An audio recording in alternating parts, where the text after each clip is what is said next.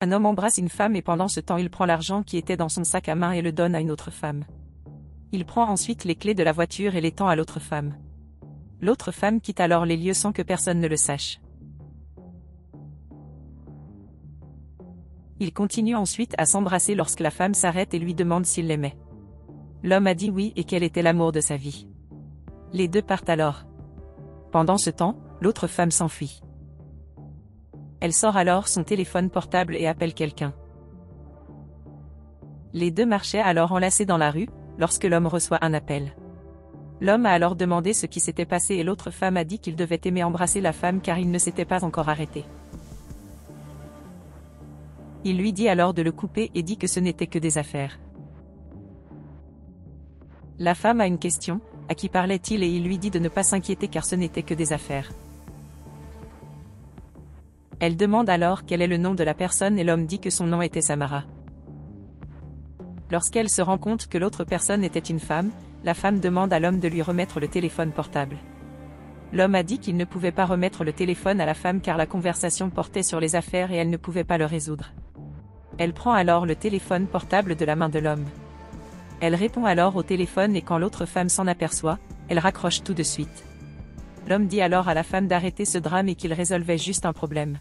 Il rappelle ensuite une autre femme et lui dit d'attendre un peu. L'autre femme dit alors que l'homme était fou car il avait laissé la femme prendre son téléphone portable.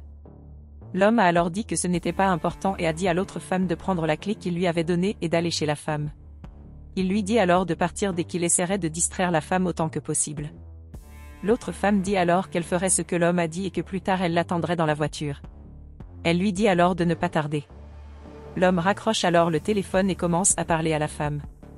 Il remercie ensuite la femme d'avoir attendu et dit qu'il allait lui acheter une glace en guise de remerciement. L'autre femme part alors et les deux vont au magasin de crème glacée. Plus tard, la femme arrive chez l'autre femme. Elle entre alors prudemment dans la maison, mais se retrouve surprise. Elle remarque qu'il y a une personne à l'intérieur de la maison, mais elle voit bientôt que la personne était aveugle. Elle ferme ensuite soigneusement la porte et commence à se faufiler dans la maison. Elle commence alors à chercher des choses de valeur, mais elle ne les trouve pas.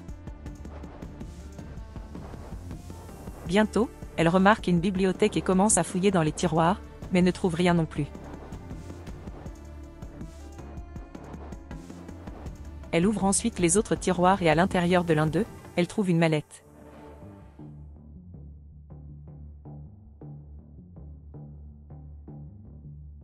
Lorsqu'il est temps de fermer la porte du tiroir, celle-ci finit par faire du bruit et la femme qui était là l'entend. Elle commence alors à demander qui était là et demande si sa fille était déjà à la maison.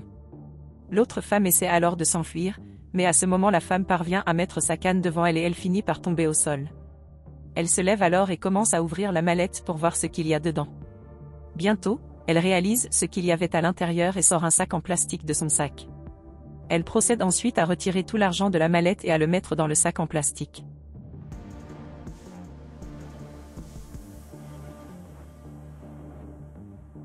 Rapidement, elle referme la valise et tente de sortir de là, mais à ce moment-là, le sac plastique finit par s'emmêler dans la canne de la mère et il tombe par terre. L'autre femme se cache alors derrière le canapé. À ce moment, la femme arrive à la maison et se rend compte que la porte était ouverte. Elle court alors bientôt à l'intérieur pour voir ce qui était arrivé à sa mère. L'homme court alors après elle. La femme demande alors ce qui s'est passé et sa mère dit que quelqu'un lui a volé sa mallette. Elle a ensuite dit que la personne était toujours dans la maison. L'homme dit alors à la femme de rester dehors pendant qu'il cherche le voleur. Il ferme alors la porte de la maison, tandis que la femme dit que sa mère était toujours à l'intérieur de la maison. Il voit alors le sac en plastique sur le sol et se rend compte que tout l'argent était dedans. Il dit alors qu'il a finalement réussi, et la mère de la femme commence à frapper le sol avec sa canne. Il passe alors derrière le canapé et se retrouve avec l'autre femme. Il lui dit de prendre cet argent et de partir par les portes dérobées. Elle part alors en courant vers les portes arrière. La femme alors demande ce qui était arrivé à sa mère et l'homme dit que sa mère allait bien. Ils entrent alors dans la maison et la femme demande si sa mère allait bien. Il rencontre ensuite l'autre femme dans la voiture. Les deux célèbrent alors que tout a fonctionné, mais l'autre femme dit que cela a demandé beaucoup de travail. À ce moment, un policier apparaît et demande si tout allait bien là-bas. L'homme a alors dit que tout allait bien et le policier lui a dit de lui donner les papiers de la voiture. Le policier demande alors pourquoi la voiture n'a pas de plaque d'immatriculation. L'homme dit alors que sa voiture était neuve et que c'est pourquoi elle n'avait pas de plaque d'immatriculation.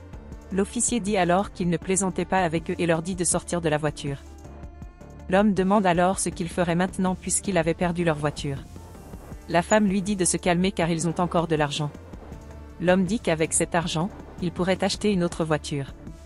Il procède ensuite à l'ouverture du sac en plastique, mais il finit par avoir une surprise. Il réalise alors qu'à l'intérieur du sac il n'y avait que des feuilles.